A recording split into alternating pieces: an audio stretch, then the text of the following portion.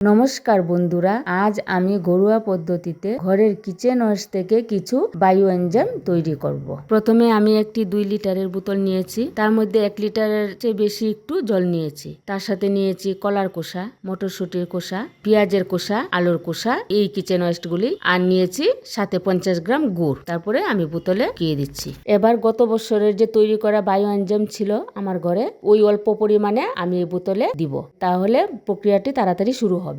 যে এনজাইমটি এখন আমি ঢাললাম, এটা হলো গাঁদা ফুলের, এটা হলো লেবুর খোসা, এটা হলো ভুট্টার, এটা হলো লেবুর, এটা হলো কলার খোসার, আর এটা হলো রসুন, পেঁয়াজ, আদা আর কাঁচা লঙ্কা। বন্ধুরা, প্রথম 7 দিন বোতলের ঢাকনাটি মানে সকাল সন্ধ্যায় হালকা করে খুলতে হবে, যাতে গ্যাসটি রিলিজ হতে পারে। তবে ঢাকনাটি কিন্তু পুরো খোলা যাবে না। আবার দ্বিতীয় সপ্তাহ থেকে বোতলের ঢাকনাটি এক বেলা করে গ্যাসটি রিলিজ করতে হবে।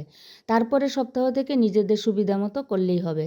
এটা কিন্তু 90 দিনের মধ্যে সম্পূর্ণ হয়। আমার সম্পূর্ণ হবে 2 মাসের মধ্যে, কারণ আমি পুরনো এনজাইম দিয়েছি। বন্ধুরা, এই প্রক্রিয়াটি কিন্তু কাচের বোতলে তৈরি করবেন না, কারণ বোতল ফেটে যেতে পারে। প্লাস্টিকের জারে যখন তৈরি করবেন, তখন বোতলের ঢাকনা থেকে আর নিচে অল্পটুকুন জায়গা ফাঁকা রাখবেন। দেখুন বন্ধুরা, আমি বায়ো এনজাইম ব্যবহার করে কি সুন্দর বস্তার মধ্যে গাছ লাগিয়েছি। এটাতে বাগানের মিলিবাগ, কীটপতঙ্গ সবকিছুই নষ্ট হয়ে যায়।